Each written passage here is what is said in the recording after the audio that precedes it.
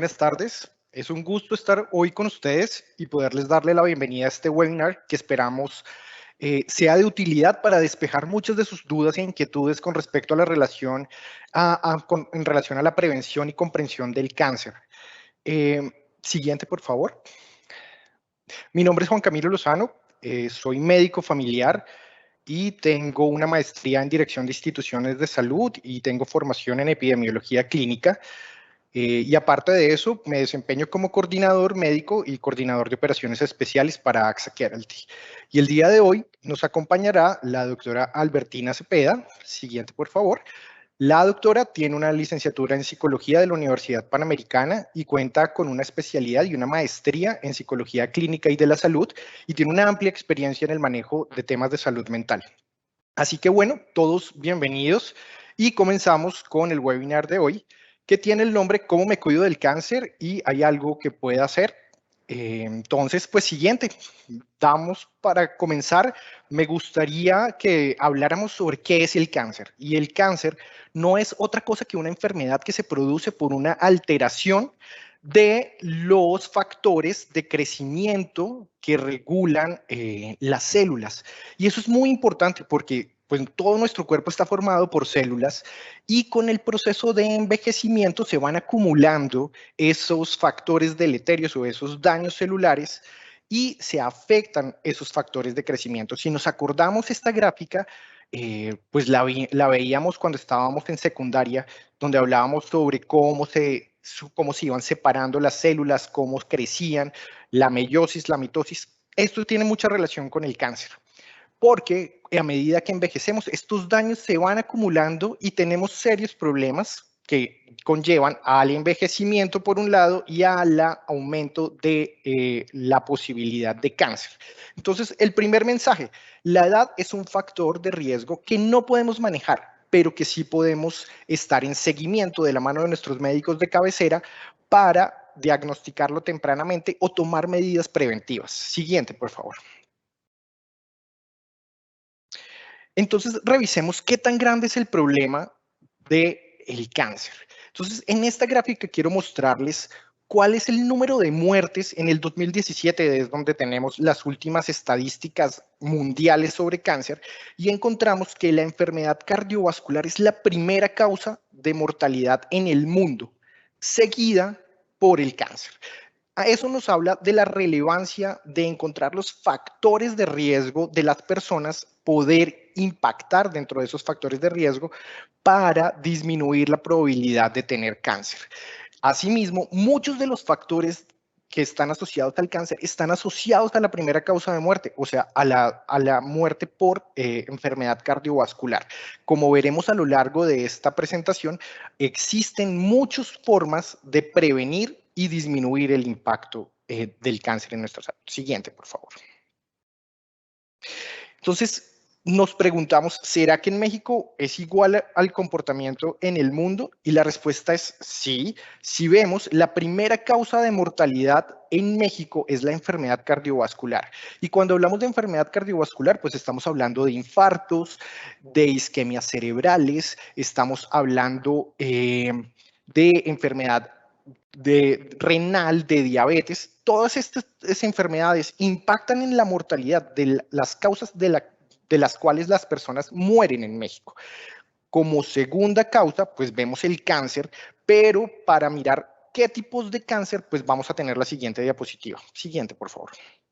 Entonces, en México encontramos que la principal causa de mortalidad por cáncer es las enfermedades, el cáncer de la vía respiratoria, luego seguido del cáncer de enfermedad por enfermedad colorectal, y el siguiente, las enfermedades como el cáncer de estómago, el cáncer de mama, el cáncer de próstata y el cáncer de hígado. Estas son las enfermedades de cáncer o las enfermedades neoplásicas más relevantes para México. Y todas estas, en realidad, tienen factores en los cuales podemos trabajar de la mano de nuestros médicos para poder identificar esos factores y poder disminuir la probabilidad de cáncer. Siguiente, por favor.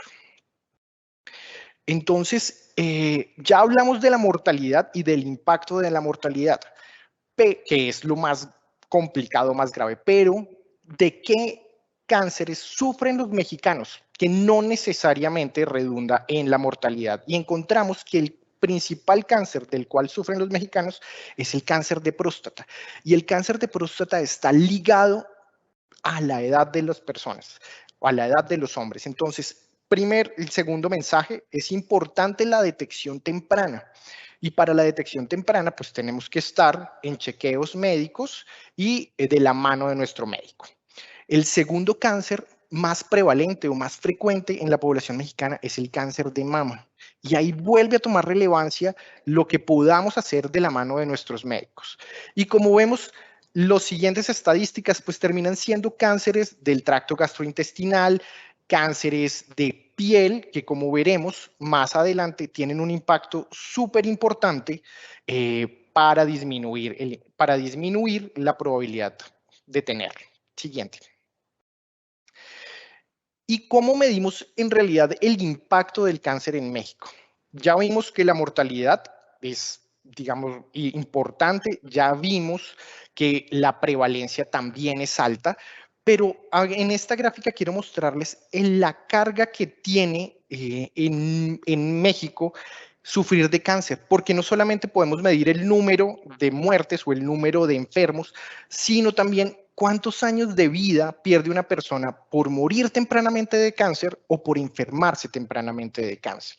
Entonces encontramos aquí que el mayor cáncer que causa la disminución más grande en términos de años de vida productivos es el cáncer de seno, luego seguido del cáncer de las enfermedades respiratorias y en el tercer escalón encontramos el cáncer del tracto gastrointestinal.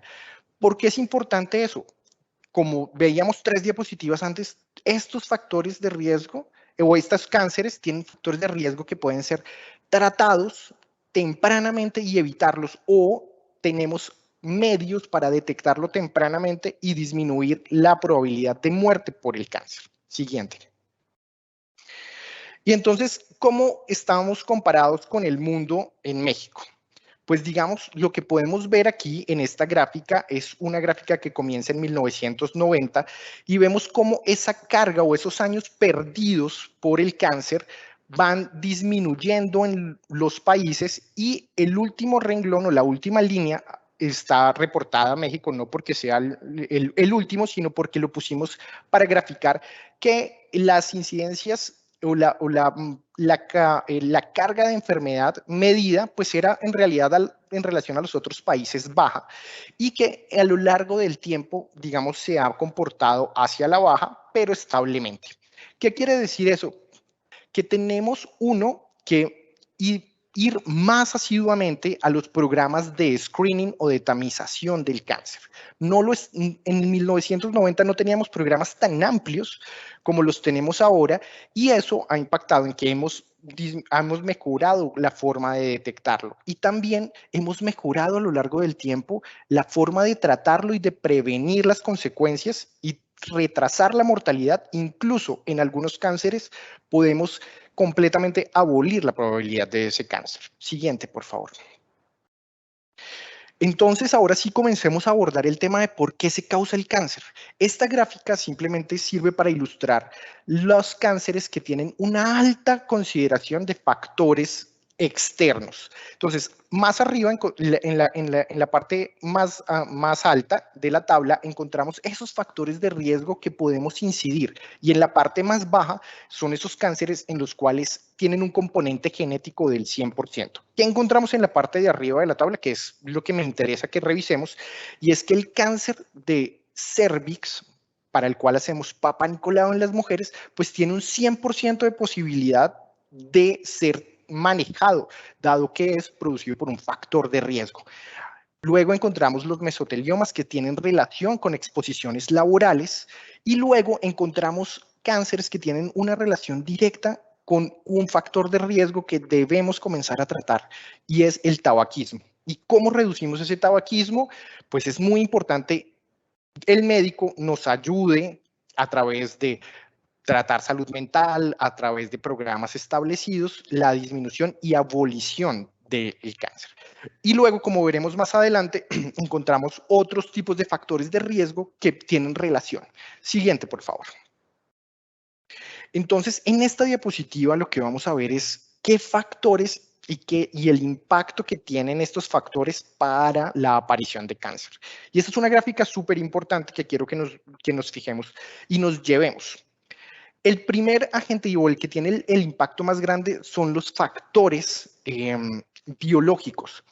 Sabemos que el cáncer de cérvix se produce 100% asociado al virus del papiloma humano. Y el virus del papiloma humano es detectado a través del Papa Nicolau. Mejor dicho, lo que produce el virus del papiloma humano en el cérvix es identificado a través del Papa Nicolau. El siguiente cáncer, que tiene mucha relación con los factores biológicos, es el virus de la hepatitis B. Sabemos que cualquier persona que tenga hepatitis B o C tiene un mayor riesgo de desarrollar cáncer de hígado. Como ven en la gráfica, el siguiente factor de riesgo importante es el cigarrillo. Debemos abolir completamente el cigarrillo, no solamente porque afecta los pulmones, como lo sabemos, sino porque también predispone para otros tipos de cánceres. ¿Cuáles? La cavidad oral, laringe, faringe, estómago, colon, próstata, vejiga. Todos estos en menor o mayor cantidad, el tabaco es un factor de riesgo supremamente importante. El siguiente es el alcohol. Y con el alcohol debemos tener cierta relevancia. Sabemos que culturalmente está aceptado y lo que debemos es moderar el consumo de alcohol. Es importante para las diferentes organizaciones, es un claro marcador o es un claro factor de riesgo para cáncer de todo tipo y por tanto un consumo riesgoso, o sea, un consumo mayor del saludable, y para eso deberíamos estar muy asesorados de nuestro médico, pues se convierte en un factor de riesgo y deja de ser un factor protector como podría ser para la enfermedad cerebrocardiovascular. Los otros factores de riesgo que aparecen son factores exposicionales a medio ambiente, exposiciones laborales o exposiciones a energía ionizante. Y los dos últimos que quiero tocar tienen que ver con nuestra alimentación. En la medida en que podamos disminuir el consumo de alimentos procesados e incluso en las últimas guías aparece la importancia de mantener una dieta basada en plantas y disminuir el consumo de carnes, claramente da una relevancia a mejorar nuestros hábitos nutricionales para disminuir la posibilidad de cáncer. Siguiente, por favor. Y entonces aquí encontramos un resumen muy interesante de cómo podemos prevenir el cáncer. Entonces, la primero es cesar el consumo de tabaco. La segunda es que debemos mantener un peso saludable, hacer ejercicio regularmente y evitar las comidas procesadas, prefiriendo los alimentos naturales como frutas y verduras. Debemos moderar el consumo de alcohol y este es muy importante y en general no lo tenemos tanto en cuenta y es el uso de bloqueador solar y el uso de gorras o sombreros cuando estemos bajo exposición solar directa. Sabemos y tenemos claro y medido que la exposición solar y el riesgo de cáncer se va acumulando a lo largo de los años. Por tanto, a nuestros hijos es muy importante que les pongamos siempre un gorro o siempre gorra cuando estemos al sol y siempre el uso de un bloqueador solar prescrito por nuestro dermatólogo o por nuestro pediatra. Es importante también decir que algunas terapias hormonales o algunos contraceptivos pueden aumentar el riesgo de algunos tipos de cánceres, principalmente el cáncer de mama y el cáncer uterino. ¿Y por qué es importante? Porque esto promueve una serie de factores hormonales que hacen que tengamos mayor probabilidad en las mujeres de tener estos tipos de cánceres. Entonces, es importante siempre estar asesorados por nuestro médico de qué tipo de contraceptivos debemos usar. La asesoría en la exposición laboral es súper importante, debemos manejarla. Tema relevante, debemos hacer uso de las campañas de vacunación que tienen relación con el virus del papiloma humano y debemos vacunar a nuestros hijos como forma de prevenir la infección, porque esta es la única vacuna que reduce la probabilidad de sufrir de virus del papiloma humano y por tanto de cáncer. Y como vimos en la diapositiva, pues si prevenimos que si las mujeres se contagien de VPH, va a disminuir radicalmente la probabilidad de tener cáncer de cervix. Y participar en las jornadas de tamización y participar en los programas establecidos de screening y tamización que hemos establecido para detección temprana. Siguiente, por favor. Entonces, de aquí cuando hablamos, entonces me han escuchado hablar muchas veces del screening o tamización. ¿Y qué es el screening o qué es la tamización? Simplemente es que tomamos una gran población de personas y le aplicamos una prueba. Esta prueba es una prueba sencilla, no tratamos que no sea invasiva, pero lo que nos permite no es hacer el diagnóstico, y en eso hay que ser muy claros, lo que nos permite es seleccionar de esa población tan grande qué personas se benefician de una prueba mucho más específica, de una prueba un poquito más engorrosa, de un poquito más costosa, pero que esa segunda prueba sí nos va a dar el diagnóstico. Y eso es importante porque hemos establecido o se han establecido mundialmente programas que funcionan para detectar tempranamente el cáncer y así es que funcionan. Entonces es muy importante que nos adhiramos a esos programas, busquemos la asesoría médica de cuándo acceder a esos programas y cuándo generan beneficio real en nuestra salud. Siguiente. Entonces, ¿qué debo hacer? Entonces les traigo esta tabla tomada del Youth Preventive Task Force, que es un grupo en Estados Unidos que se reúne de diferentes especialidades médicas y de diferentes áreas de la salud para determinar a través de estudios muy grandes qué estudios o qué prácticas en salud benefician a las personas en términos poblacionales. ¿Y qué debemos hacer? Uno, debemos hacer la tamización para cáncer de seno. Esta tamización de cáncer de seno debe hacerse cada 2 años en mujeres mayores de 40 años. En algunos países diferentes a México se inicia a partir de los 50, pero dada la prevalencia del cáncer de seno en las mujeres en México, se ha tomado la decisión de comenzar esta tamización screening a partir de los 40 años. Lo siguiente que se debe hacer es la tamización de cáncer de colon. Y esta tamización de cáncer de colon se hace a partir de los 50 años en hombres y mujeres y se ha seleccionado un estudio que es muy costo efectivo, que es la sangre oculta en heces. Y esta sangre oculta en heces se debe hacer de forma anual. Claramente, si, como les decía y en relación a la diapositiva anterior, si hay un caso positivo, pues no es un diagnóstico, lo que debemos hacer es acceder a un método adicional para hacer el diagnóstico específico de esa condición. Lo siguiente que debemos tamizar es, en algunas mujeres, la probabilidad de cáncer de seno aumenta si hay una relación familiar, si la mamá, la hermana o la tía han sufrido de cáncer de seno antes de los 40 años, eso aumenta el riesgo y debemos hacer una consejería especial para esas mujeres para hacer un diagnóstico genético en esa específica población. El otro tema que debemos y que está demostrado es que en los fumadores debemos hacer tamización de cáncer de pulmón, pero no en todos los fumadores, en aquellos fumadores que tienen una tasa de cigarrillo aproximadamente de 20 al día, lo cual se establece como un fumador pesado.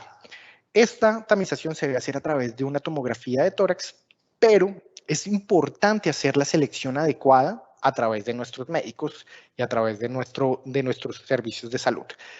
Y en cuanto a próstata, vimos que el cáncer de próstata es el cáncer más prevalente en la población mexicana y por tanto se han diseñado estrategias para la detección.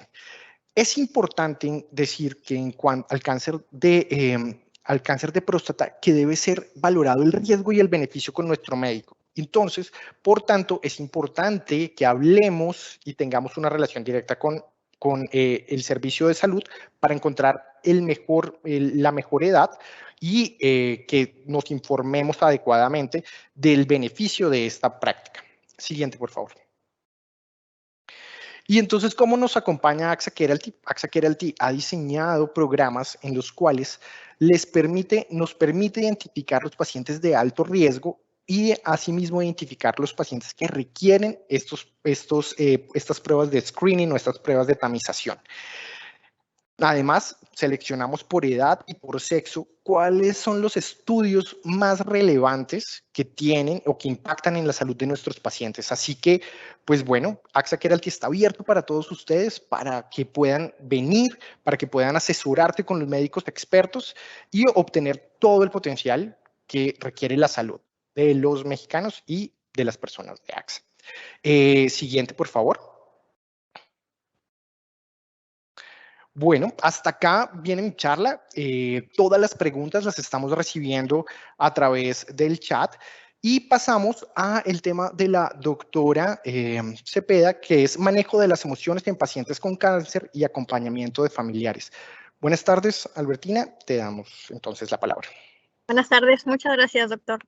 Bueno, pues mucho gusto. Para mí es de mucho agrado estar el día de hoy aquí con ustedes y pues compartirles un poco de este tema, que la intención es de alguna manera enriquecer más la charla de esta tarde y dando continuidad, ¿no? Como a estos temas tan importantes que ya el doctor Juan Camilo nos está desglosando y nos platica y que son tan importantes, pues dado que vemos, ¿no? Que es un tema central en nuestra sociedad. Entonces, lo que yo les traigo ahora aquí para poner sobre la mesa es esta otra cara de la moneda, que es hablar sobre el manejo de las emociones en pacientes con cáncer y el acompañamiento también que sus familiares deben tener, ¿no?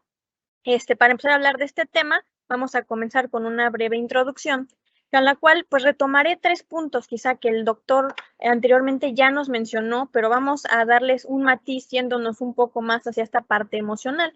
El primer punto que es importante retomar es entender que el cáncer es un padecimiento de origen multifactorial. O sea, es decir, nosotros no podemos de alguna manera percibirlo como que únicamente viene generado por algo, ¿no? De un origen genético, de un origen únicamente por hábitos alimenticios o de salud, sino que para que yo pueda ir entendiendo de qué manera me impacta o nos impacta a quienes podamos estar vinculados con él, hay que entender que viene de un conjunto de factores bastante amplio, que todos aquellos hay que tomarlos en cuenta.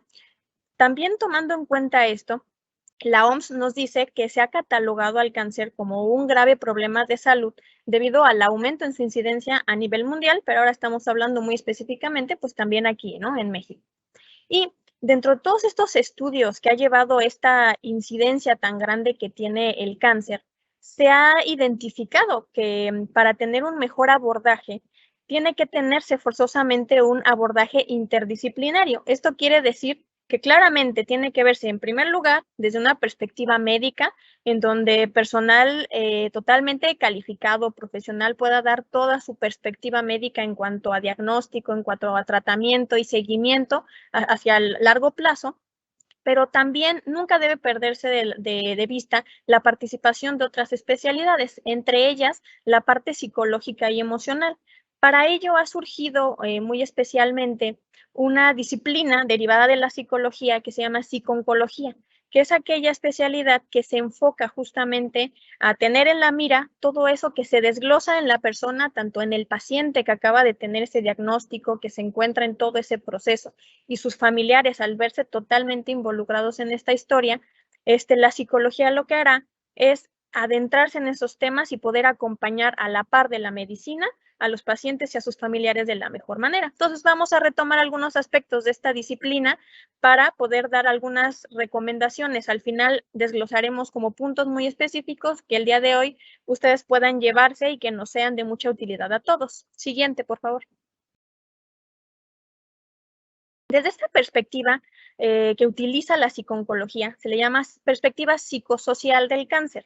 Si se fijan, ahí hay 2 palabras, ¿no?, implícitas. Uno es psico, ¿no?, que es todo este impacto que va a haber a nivel mental, a nivel emocional, y social, pues dado que somos seres sociales, tenemos que ver toda esa vinculación que hay de nosotros con nuestro medio.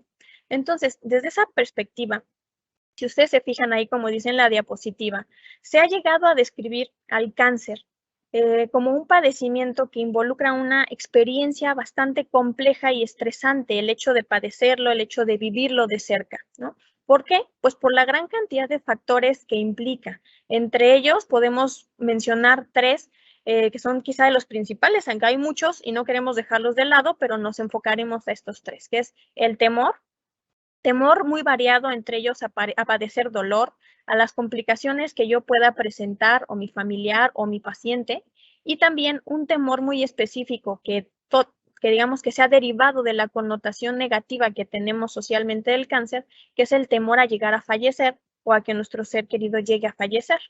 Si ustedes se fijan, estos 3 temores que les comenté no son exclusivos del cáncer, ¿no? Sino que son temores que todos como seres humanos, simplemente por nuestra vulnerabilidad y por ser seres humanos, tenemos, ¿no? Yo creo que todos aquí presentes en algún momento hemos tenido temor a padecer dolor, temor a tener algún tipo de complicación y también temor a llegar a fallecer, ¿no? Eso es parte de nuestra naturaleza, sin importar edad, sin importar sexo, economía o raza.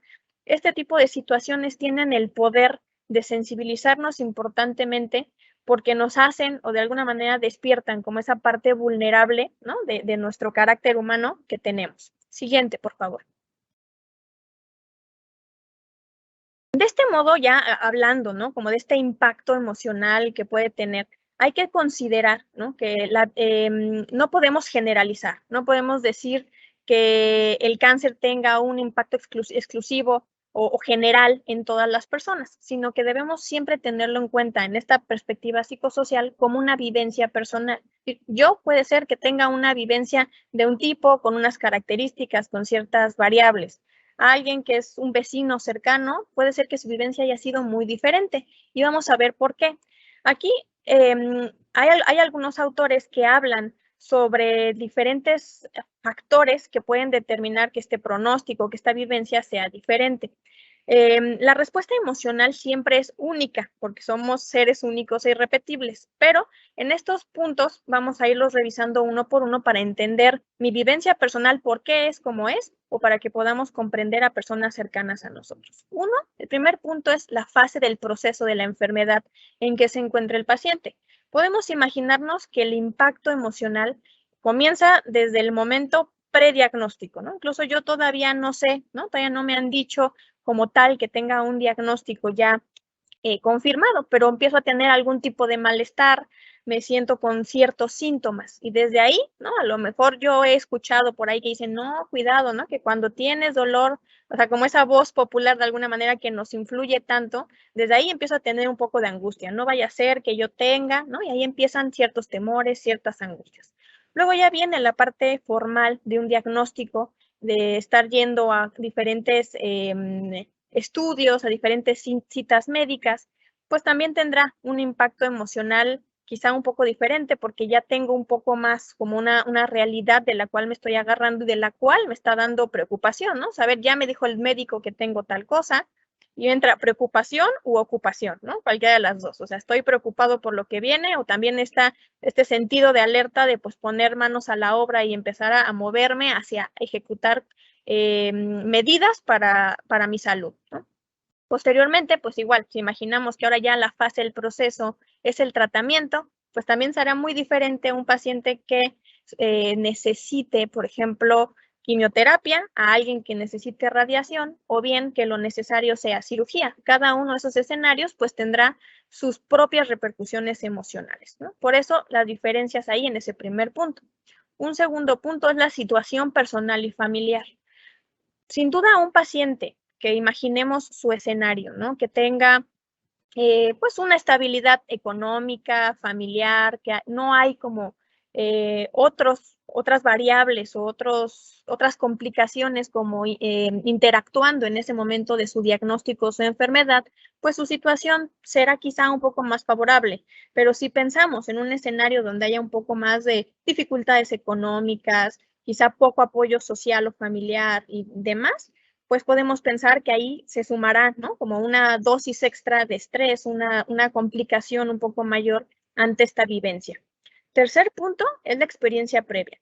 es muy común escuchar, ¿no? Que yo creo que todos en diferentes vivencias que podemos tener a lo largo de nuestras vidas decimos, es que le pasó, ¿no? Ya le pasó a un tío mío, a un amigo, al primo de un amigo, y me contaron que le fue así, ¿no? Y esa experiencia previa de la que nosotros ya es información que tenemos nos determina mucho. Si nos han contado que la vivencia fue sencilla o fue llevadera para esa persona, esa experiencia a mí me motivará o de alguna manera me dará cierta tranquilidad de pensar que a esto que me estoy enfrentando será tranquilo. Pero si de alguna manera esa información que yo tengo es negativa, me han dicho, híjole, no, fue terrible, fue lo peor que me pasó, fue muy difícil, mira, tuve estos retos, también esa experiencia a mí me está un poco influyendo para pensar que eso puede sucederme a mí. Y ahí, ojo, como un tip, a lo mejor antes de la sección de tips, pues sería, no hay que anticiparnos, nunca hay que, por la experiencia previa, no hay que sacar como una conclusión anticipada de lo que estamos viviendo ahora. Hay que ir como un poco con más temple y esperarnos a vivir esta experiencia, ahora sí que con nuestra propia, con nuestro propio ser, ¿no? Y no anticiparnos por lo que nos han contado, porque podemos tener un pronóstico equivocado, ¿no? Y angustiarnos sin necesidad. También, pues los tratamientos administrados, como decíamos previamente, harán cada uno de ellos pues, un impacto emocional diferente. Por lo tanto, todos estos factores y quizá muchos otros que interactúan, pues van a determinar que la respuesta o la vivencia emocional de cada persona sea muy diferente y muy individual. Siguiente, por favor.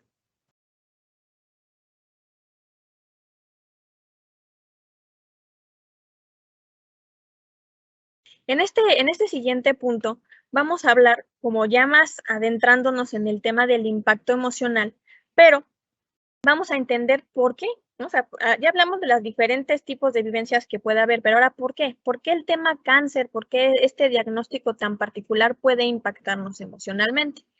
Y aquí se habla de que en el transcurso de la enfermedad oncológica es muy común pasar por un proceso de duelo psicológico. Prácticamente hay quienes dicen que es inevitable que no pasemos por ahí en esta situación. ¿Por qué? El duelo se describe como un proceso de adaptación a una serie de pérdidas. Muchas veces pensamos que el duelo únicamente es cuando hemos perdido a un ser querido o cuando algún familiar nuestro falleció, pero no, el duelo es mucho más amplio, se refiere a todas aquellas cosas que nosotros vamos sintiendo en nuestro transcurso de la vida que perdemos. Aquí de nuevo hay unos ejemplos. Por ejemplo, imaginemos que yo la primer pérdida que siento es mi salud. No me siento al 100, me siento enfermo, decaído, con algún tipo de dolor y siento que estoy perdiendo esa salud que a lo mejor previamente yo identificaba que la tenía de mejor manera. Esa ya es considerada una primer pérdida. Segundo, estabilidad y seguridad. Imaginemos igual todo este escenario dentro de un diagnóstico, en todo el proceso durante el tratamiento. Habrá muchas cosas que se muevan, ¿no? En mi día a día, estar a lo mejor teniendo que ausentarme del trabajo por ir a una cita médica, tener que sentirme un poco como con la incertidumbre de no saber qué viene, qué seguirá, qué me dirá el doctor. Pierdo esa como seguridad que yo sentía de mi vida, ¿no? Muchas veces nos gusta hacer planes, ¿no? O sea, como decir tal día yo voy a hacer tal, en un año mi proyecto es tal. Y si de repente viene este diagnóstico, esta noticia, pues yo puedo sentirme inseguro de que eso que ya para mí era un plan o era algo establecido en mi vida, de repente se desajusta. También es muy evidente una pérdida en la rutina, en lo cotidiano, ¿no? Por lo que decíamos, diferentes necesidades que tendré, tiempo que tendré yo que invertirle al cuidado de mi salud, al reposo, a los tratamientos, pues harán que mis días sean de alguna manera diferentes a como los tengo a lo mejor de un modo habitual. Pérdida del rol que solía tener en mi familia. Esto creo que es importante acotar, pues que es temporal, ¿no? Que de alguna manera yo puedo sentir que pues por las indicaciones que me está dando el médico, que tengo que tener reposo, pues quizá ahora no podré hacer, ¿no? Los mismos quehaceres de la casa por un tiempo o no podré de alguna manera involucrarme en las mismas actividades familiares, sociales o laborales por un tiempo. Afortunadamente, pues ahí el pronóstico es que conforme haya un buen acompañamiento médico y demás, yo pueda ir poco a poco readaptándome y retomando esos aspectos de mi rol, ¿no? Pero sin duda también decir, no puedo hacer las cosas que me gusta hacer o las cosas a las que estoy acostumbrado a hacer en mi día a día, pues también es una pérdida. Y por último, pero es un aspecto bastante importante, es la pérdida de sensación de control. ¿Por qué menciono que es muy importante? Si ustedes se fijan e incluso reflexionenlo ahorita mientras lo desglosamos un poco, a todos como seres humanos nos gusta tener esa sensación de control, como no la tenemos, o sea, absolutamente no la tenemos, pero nos gusta hacer como si la tuviéramos, ¿no? O sea, no podemos, por ejemplo, controlar si va a llover, si no va a llover, cómo va a ser el clima, pero nos gusta estar como informados, saber, ¿no? En el noticiero enterarnos cómo va a estar el clima o en una aplicación estarlo monitoreando, porque nos da una falsa sensación de control de que yo ya sé si va a llover o no va a llover, ¿no? Y esa parte, pues nos da tranquilidad, nos da seguridad, pero ¿qué pasa en este tipo de situaciones en las que yo no siento que tengo el control? Porque no es como que yo digo, en este momento hago algo y me quito el cáncer, ¿no? Sino que realmente es todo un proceso que tengo que ir de alguna manera esperando que ese proceso en mi cuerpo se dé, que el tratamiento vaya haciendo lo suyo, que, en fin, ¿no? Entonces, como que esa pérdida de no tener las cosas en mis manos, en mi total como control, es muy importante en este escenario. Vamos a desglosarlo más en la siguiente diapositiva, por favor. La pérdida de control, que es este aspecto que estamos diciendo, puede llegar a ser una de las más desestabilizantes y desestructurantes pérdidas del ser humano. Estas dos palabras, ¿qué quieren decir? Desestabilizante, pues se refiere a que cuando yo hago todo este tipo de cosas que me hacen sentir que tengo ciertas partes de mi realidad bajo control, dejan de estar, pues tal cual, me desestabilizo. Es decir, como si yo estuviera en una plataforma firme, parado, y de repente esto se me empieza a tambalear y pierdo esa estabilidad en mi vida. Y desestructurante se refiere más a que nosotros como personas, pues tenemos se le llama una estructura a todo aquello que es nuestra organización, nuestra planeación, lo que decíamos, proyectos, sueños que yo ya tengo previstos y que de repente todo eso pierde su estructura. Por eso estos dos puntos es importante mencionarlos.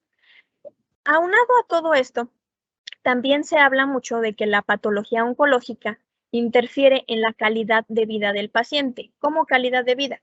Hemos dicho, ¿no? A lo largo de las diapositivas últimas, que perdemos cosas. Si decimos que yo, por ejemplo, pierdo momentos de distracción, momentos de ocio, pues todo eso suma a mi calidad de vida, a sentirme desestresado, a sentirme relajado, vinculado, demás, ¿no? Y si yo dejo de hacer este tipo de cosas que en algún momento me equilibrarían emocionalmente, yo voy teniendo un poco una merma en esta parte que es mi calidad de vida. Y pues como decíamos también, el funcionamiento habitual del paciente se verá modificado, pero aquí es donde entra la interacción con la familia, ¿no? Por eso aquí ya vinculamos que este tipo de impacto no solamente se queda en la persona, en el individuo, ¿no? Sino que también tiene este amplio espectro de todos aquellos personajes y personas que están a nuestro alrededor, van a verse también impactados o influenciados por todas estas variables que hemos desglosado. La dinámica familiar cambia, lo que decíamos, si yo en mi rol dejo de hacer ciertas actividades, tendrán que surgir, ¿no? En este sistema que somos, una familia puede verse como un conjunto de engranes, que de alguna manera todos están funcionando y dando esa funcionalidad.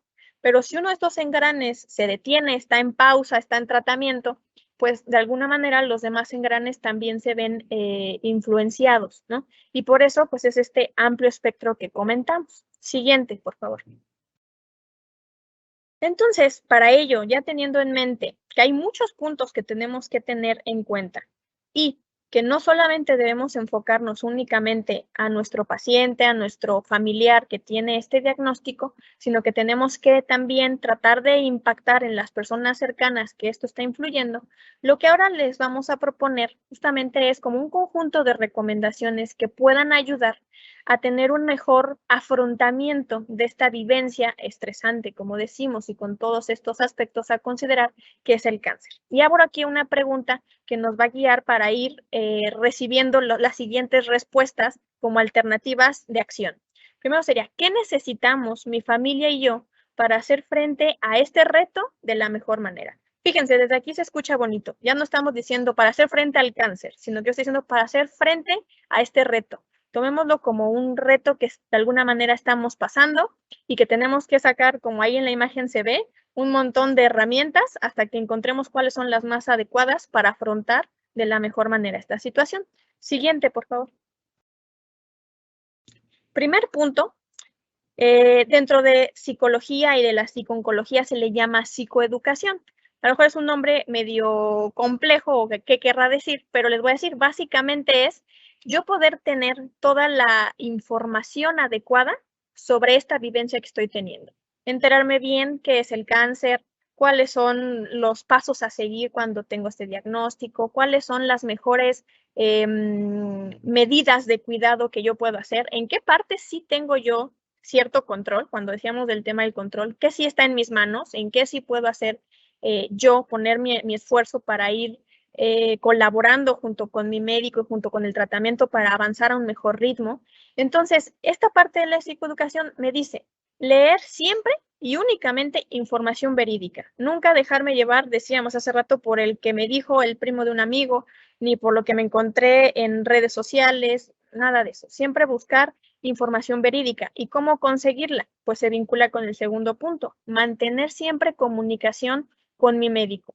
Saber que siempre mi médico me va a recomendar lo mejor, me dirá, mira, métete a este portal, que es un portal con información totalmente oficial, que tú puedes leer, puedes informarte de qué puedes hacer, cómo puedes apoyarte. Cualquier duda que yo tenga, mantenerme muy, muy de cerca con mi médico para que no, de alguna manera, nuestra cabeza funciona de esta manera, ¿no? Que nosotros cuando no tenemos cierta información, digamos que dejo un hueco de información, mi mente puede ponerse a imaginar, ¿no? Y a elaborar muchas cosas que no son ciertas. ¿Y qué tal que esto? ¿Y qué tal que el otro? Entonces, no caer ahí. Si me surge oiga, ¿y podrá ser que pasará esto? Pues ir con mi médico, formularle esa pregunta y que me responda, ¿no? No dejarle esos huecos a mi imaginación porque puede ser muy peligroso y puedo llegar a escenarios que me lleguen a angustiar bastante cuando la información la tengo accesible. Siguiente, por favor. Segundo punto son las redes de apoyo. Acércate siempre a tu familia, a tus amigos, a tus médicos. Nuevamente reforzamos el punto anterior.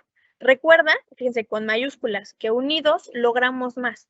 Nunca debo yo intentar este reto ni ningún otro, querer sentirme como el más poderoso y afrontarlo yo solo, aguantándome el dolor o como que no necesito la ayuda de alguien más, ¿no? Siempre es humano también reconocer que necesitamos la ayuda y que hay ciertos retos en los que no hay mejor manera que afrontarlos en grupo, ¿no? Digamos, un trabajo en equipo que nos dé mejores resultados. Entonces, siempre trata de que esta situación de vida no te aleje de tus seres queridos, sino acércate más a ellos para que puedas tener cobijo, apoyo, motivación y de nuevo con tu médico, comunicación estrecha para tener un mejor rumbo durante tu proceso. Siguiente, por favor. Vivir el duelo sería el punto número 3. Aquí voy a poner como tips muy concretos, que así tal cual los voy a ir enumerando porque son prácticamente claves para poder llevar mejor emocionalmente esta vivencia. 1, permítete llorar. Si tú en este momento sientes que las lágrimas están a punto de salir, que hay mucha emoción guardada, no está mal. Externa el enojo, la frustración, la tristeza, son emociones totalmente válidas. De nuevo ahí lo resalto con mayúsculas, no está mal sentirse mal. A veces un momento de crisis trae consigo crecimiento. Esto es, por ejemplo, como cuando estamos en desarrollo, ¿no? Cuando somos chicos y pues apenas estamos en ese proceso de estiramiento. A veces nos duele, ¿no? Se siente ese dolor dolor de los huesos, ¿no? Y bueno, pues ni modo que dijéramos, no quiero que me duela, pues entonces no crezco. No, es mejor que haya ese proceso de dolor y que en algún momento se transformará en ese crecimiento y en ese logro. Siguiente, por favor. El afrontamiento. Si se fijan, era el título, ¿no? Como de este kit de afrontamiento. Recuerda que tienes habilidades que te han permitido salir de otras dificultades e igual te servirán ahora. Todos hemos tenido, ¿no? A lo largo de nuestra vida diferentes retos que superar. Este puede ser que no es el único, ¿no? Es muy importante, pero hemos tenido muchos otros de diferentes tipos, ¿no? De diferentes magnitudes. Pero de alguna manera, por eso dicen que la vida es un entrenamiento, ¿no? O sea, como que nos va poniendo la vida ahí diferentes retos de diferentes niveles, pero quiere decir que cuando llegamos a uno de mayor magnitud, afortunadamente ya hemos librado muchos anteriormente que nos han dado más fortaleza, nos han dado más inteligencia y experiencia también de decir, mira, en aquella ocasión hice esto, ahora lo puedo usar y me sirve, ¿no? En aquella ocasión que me sentí mal, me funcionó, apoyarme mucho en mi familia, también lo voy a hacer ahora. Entonces, recuerda que toda esa experiencia que tú ya tienes ahora es como oro molido, como dicen, ¿no? Para que tú de ahí tengas ya como una base firme en la cual apoyarte en esta vivencia presente. Siguiente, por favor. La resiliencia es ahora este término, ¿no? Que está tan de moda, que se dice en muchos lados, sobre que hay que tenerla, ¿no? Pero bueno, ¿y cómo se tiene la resiliencia?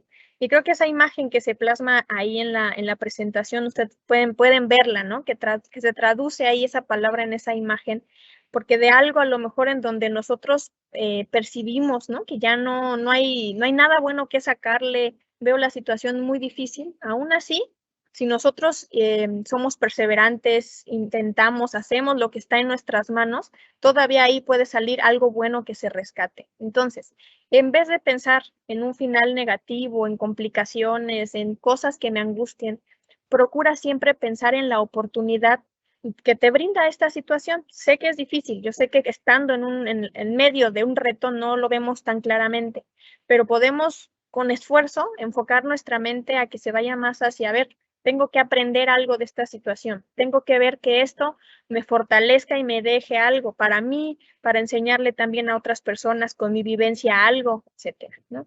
Segundo punto muy importante de la resiliencia es aférrate siempre a algo. Todos debemos tener una motivación, un sueño, una meta, una fe o una creencia que en momentos difíciles pues podamos agarrarnos así, ¿no? Como para salir como de esa situación en la que nos encontramos con mayor facilidad. De nuevo, no solos, ¿no? Sino agarrándonos de estos puntos que nos puedan dar más fortaleza. Dicen que hay que sacar fuerza hasta debajo de las piedras, ¿no? De donde sea. Entonces, ese es un muy buen consejo para ser resiliente ante cualquier reto que nos enfrentemos en la vida. Siguiente, por favor. Este punto pareciera no tan emocional, pero tiene su impacto emocional, que es el apego a tus tratamientos. Procura, me parece muy insistente el mensaje, camina junto a tu médico. Si el medicamento en algún punto tiene efectos que pues te incomodan, en algún punto el medicamento está teniendo algún efecto secundario, demás, procura ahí no desistir, ¿no? De nuevo, esa resiliencia, no lo suspendas, dialoga mejor con tu médico, pide apoyo. Recuerda que toda esa red médica que está a tu alrededor, estamos para apoyarte. Siguiente punto, por favor.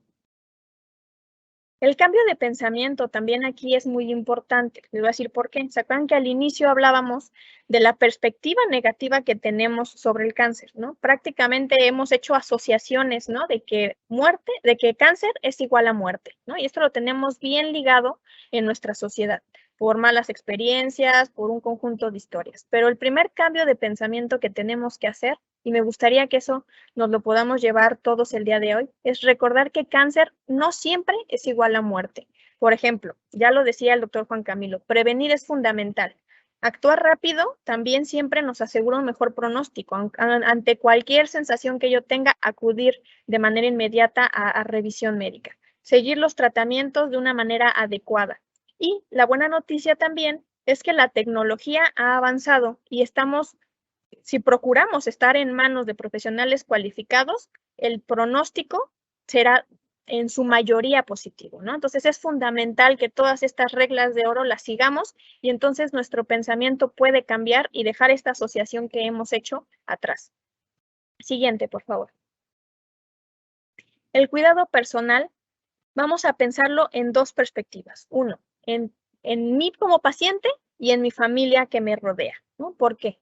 Para ti que eres familiar o cuidador primario, es fundamental cuidar el descanso y la recreación para evitar el agotamiento. Es muy común que todos los miembros de familia que de alguna manera se involucran, pues a apoyar, a cuidar a su ser querido o médicos también que nos involucramos en el cuidado de nuestros pacientes, podamos en algún momento sentir como ese impacto emocional derivado y que podamos llegar a tener agotamiento. Entonces, es muy importante no descuidarnos. Siempre es necesario pedir ayuda y colaboración, también desde esa trinchera de familiar y de cuidador primario. También ahí no debemos tratar de ser superhéroes, ¿no? Y querer nosotros mismos hacerlo todo, sino siempre pedir esa colaboración de, oye, ¿qué crees? Hoy no me va a ser posible acompañar a mi ser querido a la consulta. ¿Puedes tú, por favor, ayudarme?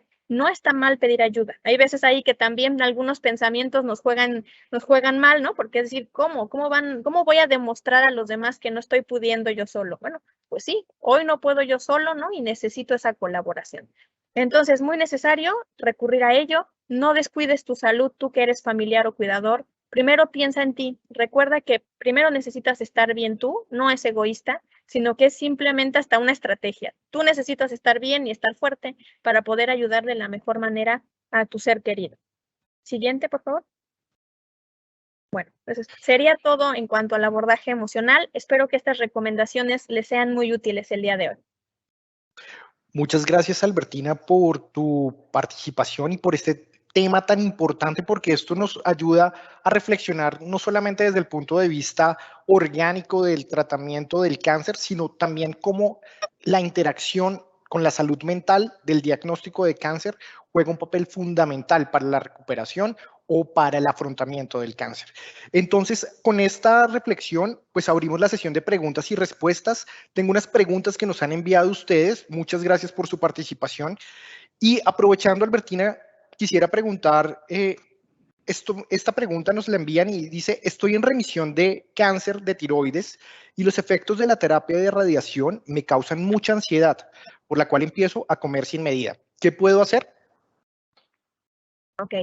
Bueno, yo creo que ahí el principal punto sería muy recomendable que trataras de buscar algún tipo de acompañamiento emocional, que de alguna manera fue como el mensaje como central, ¿no? Es decir, no trates de resolverlo tú sola, busca siempre a alguien ahí que pueda acompañarte en este momento, que de alguna manera puedas tú tener un acompañamiento en forma de manifestar, ¿no? ¿Cuáles son esas preocupaciones? ¿Cuáles son como esos aspectos que es tu vivencia personal en este momento, que puedas como externarlos, que puedas tener ese acompañamiento emocional, sería lo ideal.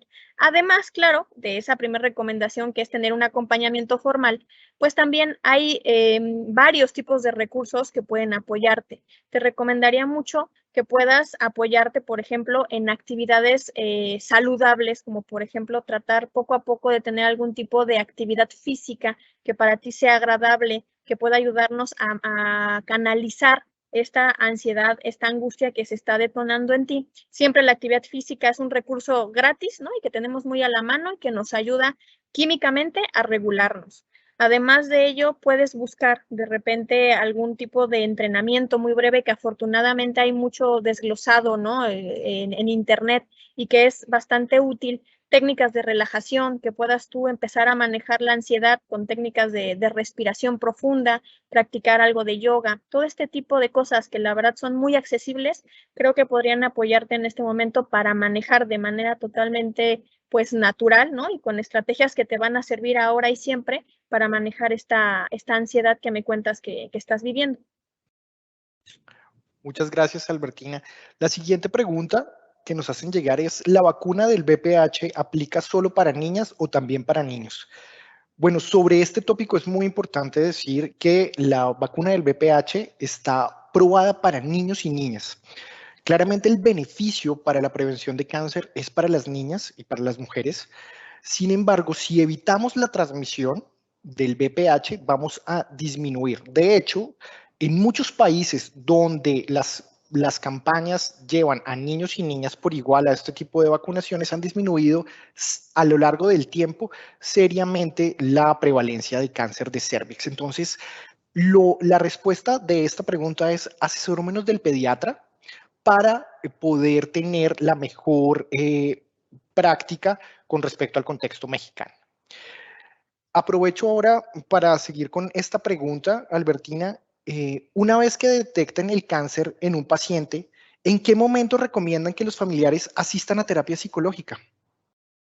Okay. Yo creo que lo recomendable, como decíamos, dado que el impacto empieza ¿no? Desde la etapa que podemos decir prediagnóstico y durante el diagnóstico, creo que ganaríamos incluso mucho tiempo y podríamos estar mejor preparados si desde el momento, ¿no?, en el que tenemos noticia, desde ahí nos acercamos con un profesional. Sería muy recomendable, al igual que actuar rápido médicamente, también actuar rápido emocionalmente.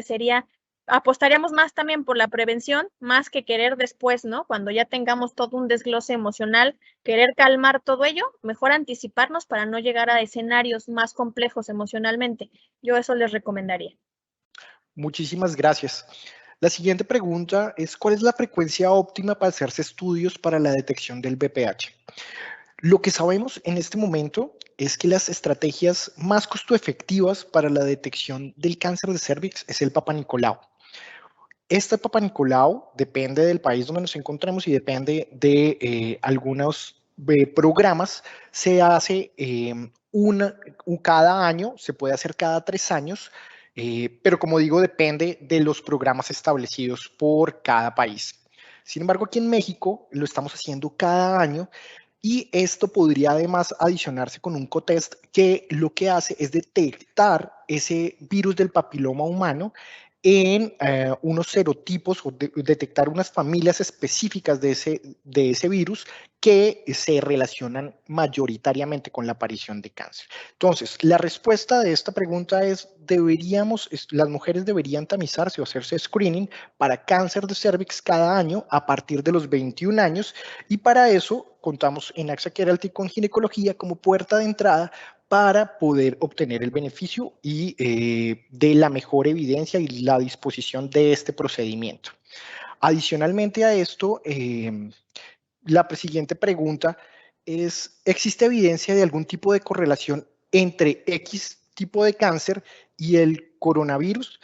Lo que sabemos hasta el momento es que no existe ninguna correlación. Tenemos que hacer muchos más estudios y esperar mucho más tiempo para saber cómo evolucionará esta evidencia, para poder encontrar estudios de correlación directa entre un factor de riesgo, pues se requiere encontrar con el tiempo a muchos pacientes que hayan sufrido de esto y seguirlos a lo largo de 10, 20 años para ver cómo se comportan y la aparición de cáncer. Por eso es muy importante y con relación al coronavirus, independiente de las consecuencias que tengamos en 10 o 20 años, debemos seguir promoviendo el distanciamiento social, el uso de cubrebocas, la higiene de manos y promover esta cultura de autocuidado. Albertina, quisiera hacerte una pregunta. ¿Cómo podemos desde la familia cómo con los tratamientos, iniciando el tratamiento de cáncer, hay unas modificaciones del aspecto físico? ¿Cómo le podemos explicar a nuestros hijos estos cambios y cómo podemos explicarle a nuestra pareja y afrontar estos cambios desde la parte externa? Ok, bueno, yo creo que en este tema, de alguna manera, sí es importante, ¿no? También, primero, yo recomendaría trabajar de manera personal, es decir, yo mismo de alguna manera estar trabajando esta parte de mi seguridad, ¿no?, de mi autoestima, de mi autoimagen, para que de alguna manera yo, entendiendo, pues, que es una situación pasajera, que sí está teniendo un impacto físico, ¿no?, digamos, el tratamiento que estoy llevando y demás, pero primero tenerlo bien asimilado yo, que es una situación necesaria, incluso, ¿no?, un poco poniendo en una balanza, que prefiero quizá pasar, ¿no?, por ciertos cambios físicos, pero con la gran ganancia de estar atendiéndome médicamente, yo estar convencido de que estoy tomando la mejor decisión y de que es necesario y adecuado pasar por esto. Cuando yo esté convencido, yo esté tranquilo en la mayor medida posible de esta situación, seguramente yo voy a poder transmitírselo a las personas que estén a mi alrededor con mayor templanza, con mayor tranquilidad, ¿no? Y manifestarles esto mismo. Mira, estoy de alguna manera teniendo este impacto, ¿no?, en mí físicamente porque estoy en tal tratamiento. Y de alguna manera muy importante sería ahí de nuevo, ¿no?, el pensamiento que de repente nos gana. No tratar, ¿no?, como de caer en pensamientos como de qué dirán, ¿no?, qué van a pensar, de alguna manera la crítica social. Pues de alguna manera yo tratar de fortalecerme ahí y decir, no pasa nada, ¿no? No es algo malo que esté pasando en mí, al contrario, es algo bueno, y yo contarlo más bien de alguna manera con la frente en alto y decir, es parte, o sea, del tratamiento, el apoyo que estoy teniendo para salir adelante de esta situación, y ahora sí que transmitirlo con esa seguridad también a las demás personas, les llegará ese mensaje como de una manera más fácil de asimilar, a que si yo lo cuento desde el agobio, desde la tristeza, también las demás personas se quedarán con esa emoción. Entonces yo recomendaría trabajar primero en esta parte personal para poder transmitirlo de la mejor manera también a mis personas cercanas. Ok, muchísimas gracias, Albertina. Quedan algunas preguntas por resolver. El tiempo es corto. Queremos darle las gracias a ustedes por participar en este webinar. Las preguntas que quedan pendientes las manejaremos y de forma que les podamos dar respuesta a ustedes, pero los invitamos a los próximos webinars que se desarrollen desde AXA Keralty. Y pues nada, hasta una próxima vez. Muchísimas gracias por su participación y buena tarde.